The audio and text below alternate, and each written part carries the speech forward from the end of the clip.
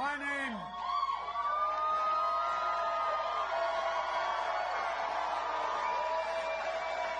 Thank you.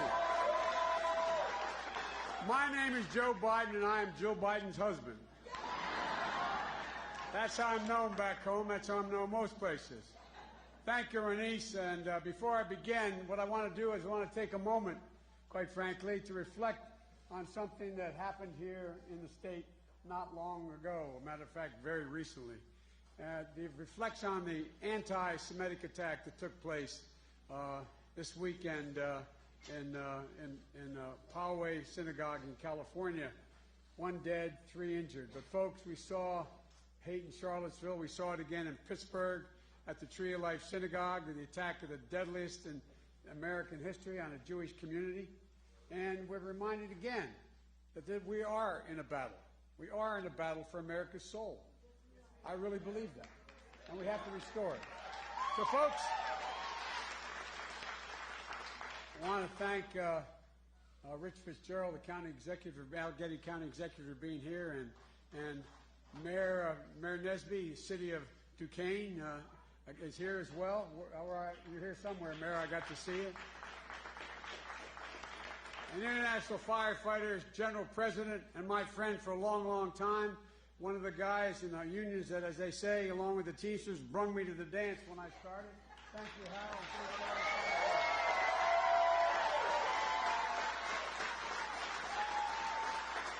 And thank you for your endorsement. And Kevin Schmidt, President of Teamsters Local, here. Thanks for the use of the House. I appreciate it. The help. And the President of Firefighters, Dave, where are you? The Pennsylvania Firefighters. Dave, there you go. I passed right by you. Dave, thank you very much. And also a union that helped me in the very, very beginning of my career, and I've had great respect for, the United Steelworkers. Bobby Mack McCullough, President of, and the building trades. Frank, Frank's here too. So look, you got it, pal. Look, the Pennsylvania Federation of Teachers, the Pennsylvania State Education Association, American Federation of Government Employees, AFGE, United Brotherhood of Carpenters, Service Employees Union, SEIU, United Food and Commercial Workers. By the way, I make no apologies. I am a union man. Period. Well, let me tell you. Thank you.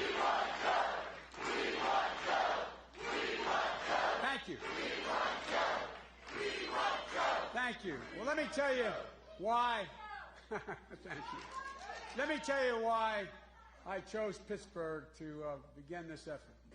I believe that Pittsburgh and my native town of Scranton and my hometown of Wilmington and Claymont, they represent the cities and towns that make up hardworking middle-class Americans who are the backbone of this nation. That's not hyperbole. The backbone of this nation. I also came here because, quite frankly, folks, if I'm going to be able to beat Donald Trump in 2020, it's going to happen here. It's going to happen here in Western Pennsylvania. With your help, we're going to be able to do that. Thank you. Well, with your help, I think we're going to be able to do that. We're going to be able to do it in Pennsylvania, Western Pennsylvania, Northeast Pennsylvania, places where a little lately we've had a little bit of a struggle. But the truth of the matter is, I think we're coming back. So please go to joebiden.com and sign up and join our campaign. We need your help. We need your help. And folks, there are 3 basic reasons why I'm running for President of the United States. The first is to restore the soul of the nation. And the second is to rebuild the backbone of this nation. And the third is to unify this nation. We always do better when we act as one America. Today I want to speak about the second of these 3, and that's rebuilding the backbone of America. And that is that we have time, all my time in public life, since I've gotten involved, I've been referred to as middle-class Joe. It's not always meant as a compliment. It's usually that I'm not sophisticated. That's why I'm middle-class Joe. But the fact of the matter is, I'm awfully sophisticated about why, how, and who built this country. Let me say this simply and clearly, and I mean this. The country wasn't built by Wall Street bankers, CEOs, and hedge fund managers. It was built by you. It was built by the great American middle class. And America, the American middle class was built by unions, by you. Look, folks, you know, that's the story of America. When ordinary people from neighborhoods like yours and mine, where we grew up, go out and do extraordinary things. That's how it's happened. When I look out at this crowd, I see the folks in my neighborhood in Claymont and Wilmington and Scranton, and I'm not being solicitous, I mean it. I see people with physical courage and brains. I see people who have busted their backs their whole lives to care for their families. I see people like the millions of people across this nation who get up every single day, go out, work like the devil, to raise their families, pay their taxes, volunteer in their communities to make this country work. I see people understand that being middle class is not a number. It's a value set. It's being able to send your kid to a park where you know they're going to come safely. It's being able to own your own home and not just have to rent it. It's being able to send your kid to a good school, and if they do well, they can go beyond high school to trade school or college or beyond. It's about being able to take care of your geriatric mom when your dad passes and hope your children never have to take care of you because you've earned a solid and decent retirement. That's middle class. That's not asking a lot. Look, everybody knows it. The middle class is hurting. It's hurting now. 53% of the folks in America don't think their children are going to have the same standard of living they had. To the best of my knowledge, it's the first time that's happened in a long, long, long time. The stock market is roaring, but you don't feel it. There was a $2 trillion tax cut last year. Did you feel it? Did you get anything from it? Of course not. Of course not. All of it went to folks at the top and corporations that pay no taxes. The number of corporations that pay no taxes now has doubled since that tax. Look, guys, this is not good. What's happened here has happened for a lot of different reasons. But for me, one of them stands out. The basic bargain that used to exist that Democrats and Republicans used to agree to has been broken. And that is, you contribute to the welfare of the enterprise you work for, you got to share in the benefits and the profits. If the enterprise hit hard times, everybody took a hit, up and down the line, from the secretary to the CEO. But that bargain's been broken. Now the only people benefited when a company does well are the CEOs and the shareholders, the people at the top. And the only people that get hurt when a company gets hit by hard times are workers. It's a one-way street these days. Just look around. GM. I worked like the devil to see to that GM stayed alive in the White House. Union workers, the UAW took incredible cuts in their future and their pensions and the left to get GM working, to keep it alive. The taxpayers bailed them out. They paid it back and paid it back that with interest. But what happened? Where the CEOs and the executives were the one that did quite well. And the second they hit hard times, what'd they do? They closed plants. They announced they're going to lay off or transfer 14,000 workers. They also got that last year over $192 million in tax breaks. They could have given everyone they laid off severance pay if they had to. Could have given everyone. They did nothing. They bought back their stock, raised their benefits, raised their salaries, announced they were going to build their new truck in Mexico. Folks, no, look, I just did a rally for the United Food and Commercial Workers in Boston. 31,000 workers went on strike to protect their wages, health care benefits, and retirement benefits. Was Stop and Shop in trouble? No. Their parent company had made $2 billion the year before. $2 billion. So what did they do? They were going to decide that, notwithstanding that, they're going to buy back their stock and try to cut wages or freeze wages for their people. It's not right. Now here, UPMC, one of the largest employers in the state. No, but I think people have to understand this. You understand it. The SEIU is engaged in one of the most important organizing fights in this country. Folks, what was true 100 years ago in steel mills and coal mines is true today in our big hospital systems. Right today, the same is happening in big hospital systems. And it's going to take a strong union to get justice for healthcare workers. You know, so UMPC, stop the union busting. Stop. Stop trying to keep your workers organized. And I want you to know, UMPC workers, I am with you. I have your back, and if I'm president, I will fight like the devil to make sure you are not blocked. Unions are not blocked unfairly by this. It's economically wrong, and it's morally wrong. So what do? Folks, I think we have to rethink how we define what constitutes a successful economy. It's not enough for the stock market to rise. That's not a bad thing, but it's just not enough. Workers feel powerless and too often humiliated. I call it an abuse of power, and I can't stand it. Never have been able to. And when I think about work, I think about dignity. I think a lot about my dad, a proud, gentle man. My dad had an expression. He said, Joey, a job is about a lot more than a paycheck. It's about your dignity. It's about respect. It's about your place in the community. It's about being able to look at your kid and say, honey, it's going to be okay, and mean it. But folks, too many people, they can't look at their kids today and say it's going to be okay and mean it. And that's what we got to change. I think about so many people across this country today who are just not getting respect, not treated with respect. How do you get to a place, how do we ever get here, where people who teach our kids, take care of our sick, transport our goods, build our bridges and repair our roofs, keep our water system safe, people who race into burning buildings, people who race into danger to protect us, people who pick up our garbage off our streets, iron workers, steel workers, boilermakers, plumbers, electrical workers, salespeople. How do we get to this place where they don't think we see them or hear them or know them? And maybe most importantly, respect them.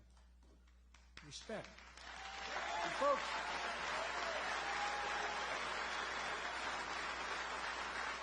so I think the question of the day is, how did we get here? How did it happen? What are we going to do about it? All across America, communities are hurting, with too many people left out or left behind. Our political system is broken. We're tearing America apart instead of lifting it up. And the major, in my view, the major moral obligation of our time is to restore, rebuild, and respect the backbone of America, the middle class. As we rebuild it, we need this rebuilding to be all-inclusive, opening the doors to opportunity for all Americans, no matter their race, their gender, who they love, no matter who or where they're from, no matter whether or not they have a disability. All America has to be included as we rebuild. All America.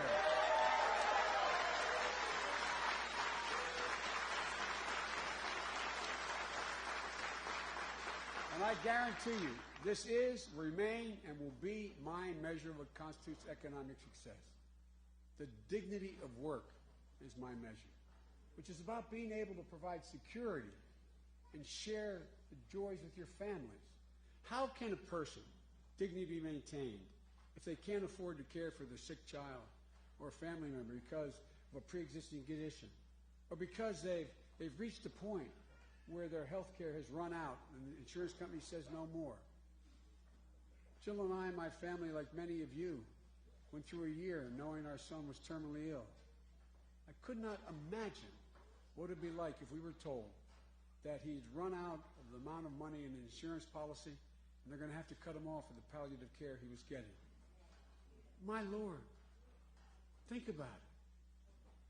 How can a parent maintain the dignity, their dignity, if their talented and qualified child wants to go beyond high school, trade school, community college, or college, and they can't afford it?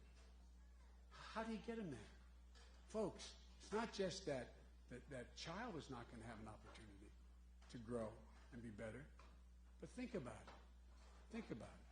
I'll never forget the day, my senior year in high school, and going down to my dad's office to borrow a car for the prom. Driving down an old car to pick up a car for the senior prom. And I asked the secretary where he was. She said, he's out in the alley there, honey, behind the office. And I walked out, my dad, who was a gentle, decent man, was pacing back and forth. It was absolutely, guarantee, a true story. I walked in, he said, Joey, I'm sorry. I'm so sorry. And I thought, my God, what happened? Did something happen to Mom or my brothers or sisters before cell phones? I said, what's the matter, Dad? He said, I went to the bank, honey, today to try to borrow the money to help you get to school, but they won't lend it to me. I'm so ashamed. How many people in America today are in that situation? Hard-working, decent people, because the cost of education has skyrocketed so badly, and access is so difficult.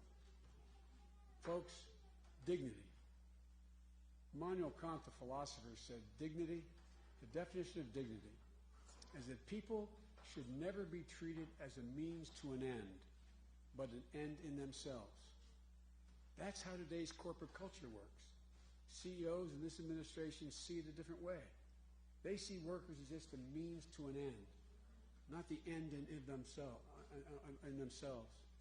Look at the record. They treat their employees in a way that it's only about how can they maximize their profit, not how can they maximize the circumstance for the employees who help them build the operation. They're squeezing the life out of workers. You know, when you look under the hood of the labor market, you see how tough it is for workers to negotiate. I don't have to tell you union folks that. You see how companies have become so adept at squeezing every last penny out of their payroll. How good they become at tilting the scales in their favor. But it's not only making it harder and harder to meet our basic needs, they're doing it across the board. Not only stripping away unions' rights to negotiate, but your personal dignity. Just take a look. They're not only going after labor and unions to try to take away and diminish the right to bargain, they're going after individuals, all to suppress their wages. Do you realize that why on earth would a sandwich worker, an hourly worker making sandwiches, have to sign a non-compete clause? Promise, I will not compete with this already. Because, and I know we laugh about it, but here's the deal, guys. They can't go across town to another sandwich place and get a 15-cent raise if they could. They can't even advertise themselves. They can't move because, why? All to suppress wages. All to suppress wages. You've seen these agreements at least once during the career, 40% of them. It's wrong. It's immoral. And it should be made illegal in the states where they try to do it.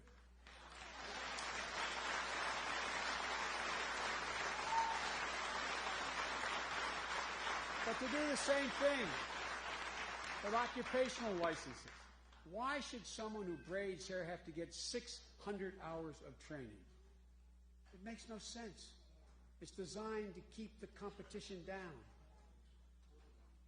Look, folks, you can't just transfer your licenses across one state to another. They're making it harder and harder in a whole range of professions, all to keep competition down.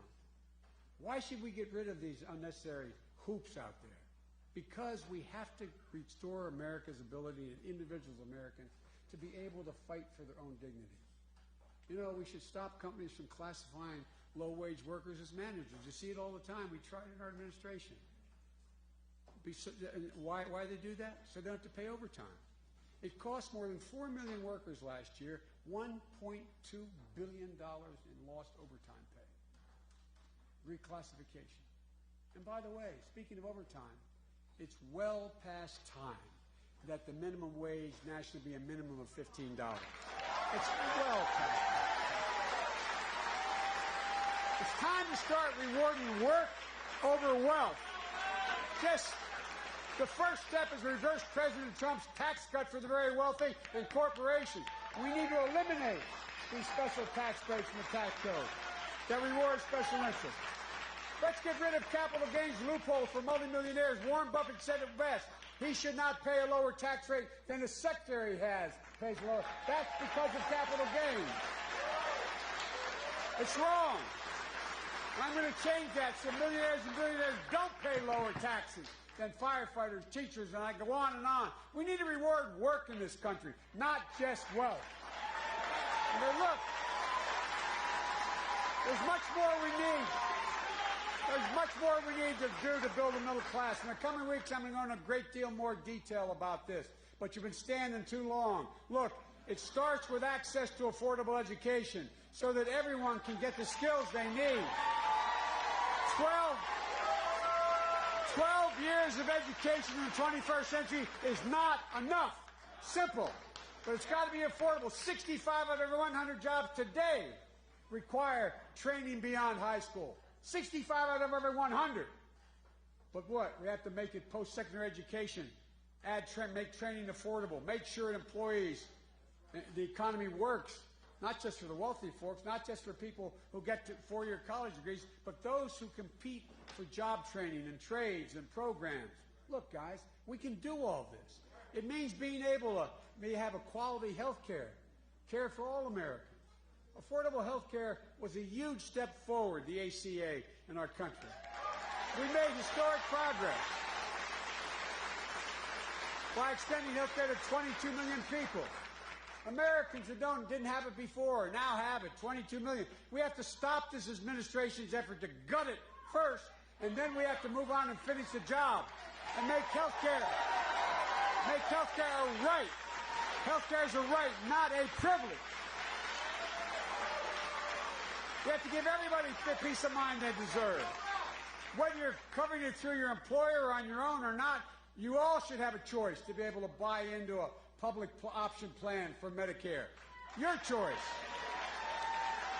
And if the insurance company isn't doing the right thing by you, should have another choice. It means rebuilding America's clean, renewable energy, cleaner, safer, faster transportation, which will not only make us safer and meet our commitment to our children, but will provide millions of good-paying middle-class jobs. It means investing much more in medical research to conquer devastating diseases like cancer and addiction and Alzheimer's. We have the ability to do that. Invest in it. Look, folks, we can do all this without punishing anybody. You know, when Reagan was president, there were $800 billion in tax expenditures, meaning tax loopholes. You know what it is today? It's over $1.6 trillion. We could send everyone in America to a community college for free. 6 million folks. 6 million folks new. By doing one thing, eliminating one loophole of the $1.6 trillion, and it robs the country of $17 billion a year. It's called stepped-up basis. It's a fancy way. If you get a capital gain, you're about to go cash it in. God forbid you get hit by a truck, you leave it to your child. They pay no tax. It's not an inheritance tax. It's $17 billion old 5 minutes earlier. If you eliminate that one, you could put every college cost in half, and you could, in fact, have $11 billion left to reduce the deficit. So, folks, quite frankly, only thing stands in our way is our broken political system that's deliberately being undermined by our president to continue to abuse the power of the office. Donald Trump is the only president who's decided not to represent the whole country. The president has his base. We need a president who works for all Americans. And we can afford this. We can do this. And I'm optimistic for two reasons. One, I know the history of the journey of this country. When ordinary Americans like my family are given an even chance, just an even chance, they do extraordinary things. They have never, ever, ever let the country down. And the second reason I'm optimistic is that I know we are better positioned than any nation in the world to own the 21st century. We not only have the strongest military in the world, we have the most productive workers in the world, 3 times as productive as workers in Asia. North American energy makes us independent. The U.S. has more great research universities where all these major breakthroughs come from than all the rest of the world combined. No other nation in the world can match us. We can bring and be a positive force for everyone. Folks, nothing's beyond our capacity. The only thing that can tear America apart is America itself. But folks, everybody knows who Donald Trump is. And I believe and hope they know who we are. We have to let them know who we are. We Democrats and we independents who have the same view have to choose hope over fear, unity over division, and maybe most importantly, truth over lies. Truth over lies. Folks,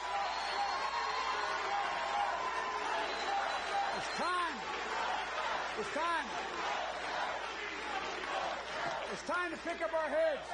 Remember who we are. This is the United States of America. There is not a single thing beyond our capacity.